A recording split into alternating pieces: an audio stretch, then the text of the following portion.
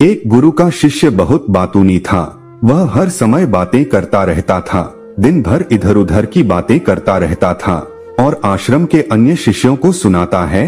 एक शिष्य को गालियां देता है, वह गपशप करता है और दूसरों के साथ अच्छा व्यवहार करने की कोशिश करता है। अपने मुंह से अपनी प्रशंसा करता रहता है और हमेशा अपने आप को गुरु के सामने सबसे बुद्धिमान और सिद्ध शिष्य साबित करने की कोशिश करता है। अपने को सभी शिष्यों से अलग और श्रेष्ठ मानते थे। उन्होंने कहा कि मैं एक अमीर परिवार का लड़का हूँ। अगर मैं चाहता तो एक आरामदायक और शानदार जीवन जी सकता था, लेकिन मैं वह सब छोड़कर यहाँ आया क्योंकि मुझे सच्चाई की तलाश है। मैं खुद को जानना चाहता हूँ, मैं जीवन को जानना चाहता हूँ, इसलिए मेरा यज्ञ सबसे बड़ा है। एक दिन के पुजारी ने सभी शिष्यों को आश्रम में बुलाया और कहा कि आप सभी को अगले 1 महीने तक कुछ संकल्प लेना है। इससे आपका संकल्प मजबूत होगा और आप में आत्मबल का संचार होगा। आप सभी अपनी क्षमता के अनुसार कोई भी संकल्प ले सकते हैं और 1 महीने के पहले आप में से जो कोई भी अपने संकल्प को भंग करता है वह अपनी पुरानी दिनचर्या में वापस चला जाता है। सभी शिष्यों ने अपनी शक्ति के अनुसार बड़े या छोटे संकल्प लिए और गुरु को अपना संकल्प बताकर वहां से चले गए। लेकिन बातूनी शिष्य अपने को सबसे अलग और बड़ा दिखाना चाहता था। तभी वह गुरु की झोंपड़ी में पहुंचा और बोला कि मुझे कोई छोटा संकल्प नहीं करना है, बल्कि अपने जैसा कोई बड़ा और महान संकल्प करना है। कृपया बताएं कि मैं कौन सा संकल्प लूं। उस बातूनी शिष्य की बात सुनकर गुरु मुस्कुरा दिए और कहा, क्या तुम मेरे द्वारा दिए गए संकल्प को पूरा कर पाओगे? क्या तुम्हारे लिए उसे पूरा करना संभव होगा? नहीं, यह तुम्हारे लिए संभव नहीं है। तुम इसे पूरा नहीं कर सकते तो अपना संकल्प खुद खोजो। शिष्य ने कहा, नहीं गुरु, मैं पूरा करूंगा। आप मुझे जो भी संकल्प दें, आप कृपया मुझे बताएं। शिक्षक ने कहा, ठीक है, फिर आप अगले महीने चुप रहेंगे। मुंह से एक शब्द भी नहीं निकलेगा। वह आपका संकल्प है। शिष्य ने कहा, गुरु जी, क्या यह संकल्प है? यह बहुत आसान है, केवल 1 महीने के लिए चुप रहना है। मुझे एक बड़ा संकल्प दे जो मेरे श्रेय के योग्य है, जिसे पूरा करने में मुझे परेशानी हो रही है। गुरु ने कहा, पहले आप इस संकल्प को पूरा करें। शिष्य ने गुरु की आज्ञा का पालन किया। वह उसी समय चुप हो गया और मुड़ा और झोंपड़ी से बाहर चला गया। उसे चुप रहना बहुत आसान लगा। उसने किसी तरह चुपचाप 1 दिन बिताया, लेकिन दूसरे दिन से उसके मन में न बोलने का बोझ बढ़ने लगा। तीसरे दिन उन्हें भारीपन महसूस होने लगा और चौथे दिन एक अजीब सी बेचैनी होने लगी। क्योंकि आश्रम के सभी शिष्य आपस में बात कर रहे थे, वह भी उनके सामने अपना पक्ष रखना चाहता था और उनकी बात बंद करना चाहता था, लेकिन उसका निश्चय उसके रास्ते में आ खड़ा हुआ। इसलिए वह सारा दिन केवल मुंह और आंखें ही बनाता रहा। ऐसे ही कुछ दिन और बीत गए और शिष्य बीमार पड़ गया। उसका सिर फटने वाला था। खाने पीने का भी मन नहीं करता था।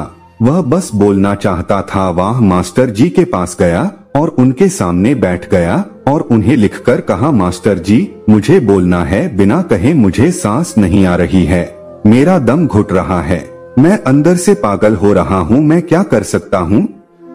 क्या मुझे अपने संकल्प तोड़ देने चाहिए?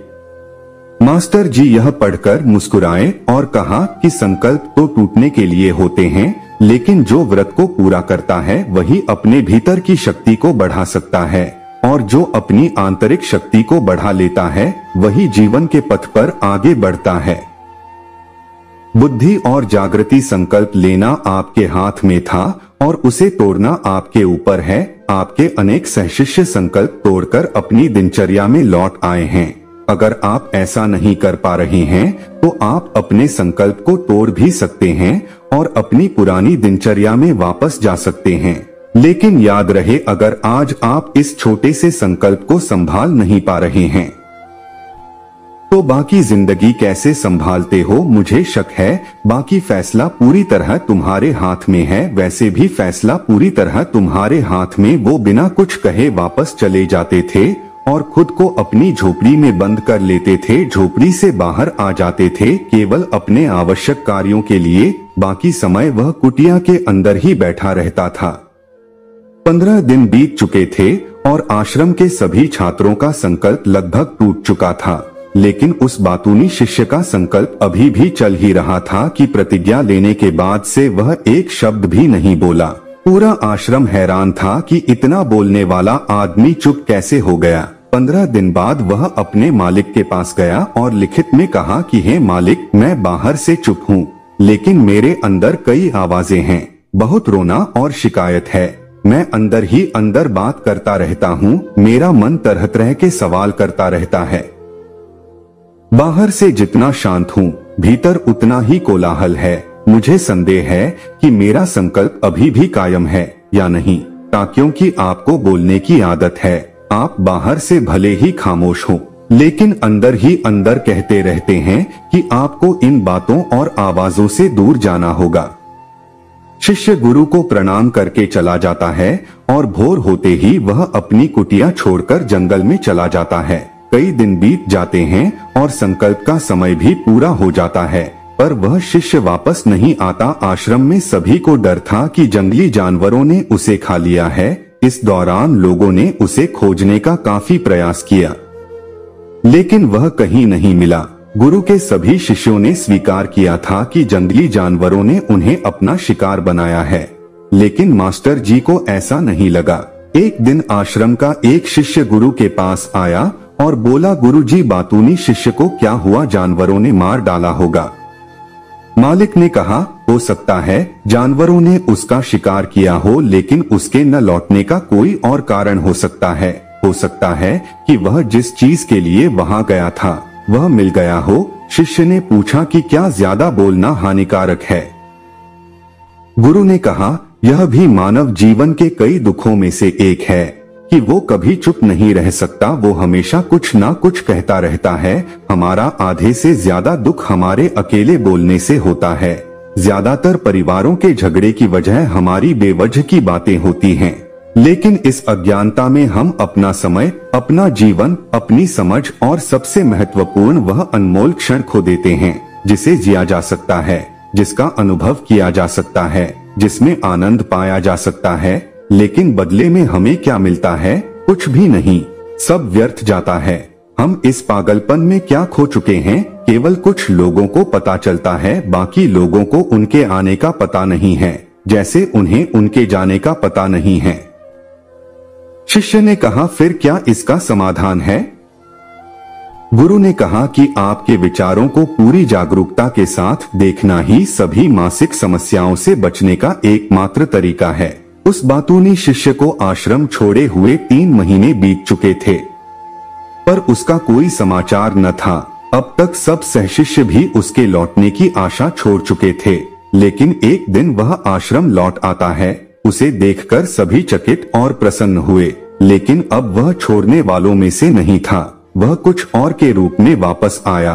उसमें एक अजीब परिवर्तन महसूस किया जा सकता था। उसके चेहरे पर एक अजीब सा भाव था और उसकी आंखों में बड़ा सुकून था।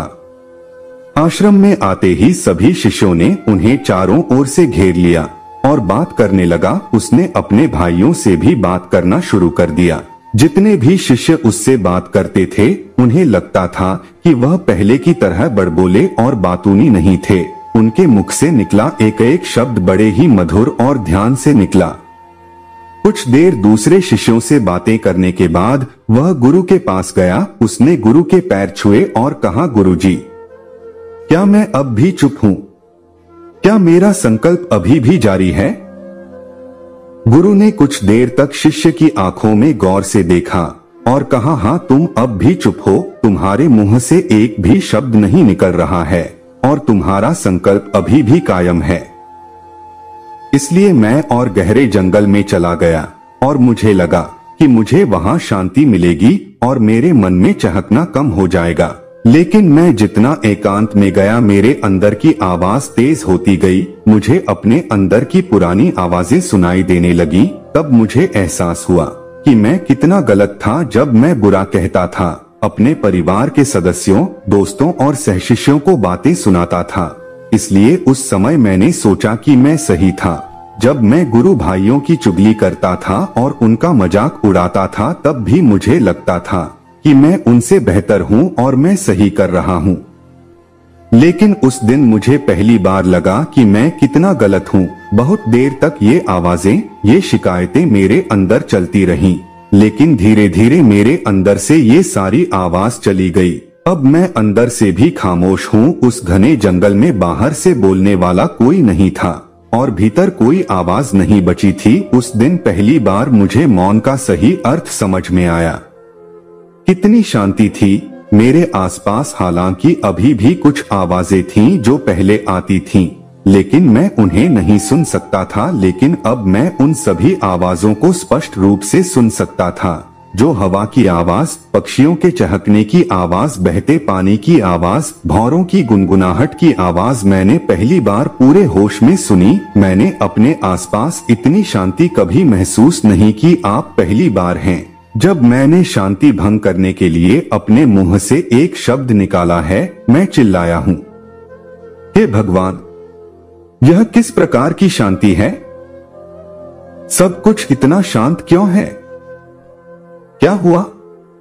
लेकिन मेरे चिल्लाने पर भी की शांति भंग नहीं हुई। सब कुछ वैसा ही है जैसा बाहर पहले भी सन्नाटा था और अंदर भी। हे मालिक, मैंने अपने गुरु भाइयों से बात की, मैंने आपसे बात की, मैं बोल रहा हूँ, मैं चल रहा हूँ, मैं सब कुछ देख रहा हूँ, लेकिन मैं अंदर से बिल्कुल अकेला हूँ। मैं चुप हूँ, भीड़ में भी हूँ, मैं अकेला हूँ और अंदर से अकेला हूँ। मैं तब भी अकेला हूँ जब मैं अपने आप में शोर मचाना चाहता हूँ। अब सब कुछ दिखाई देता है, सब कुछ सुना जाता है। गुरु ने कहा, जब तक बाहर बातें करते रहेंगे भीतर अशांति होगी।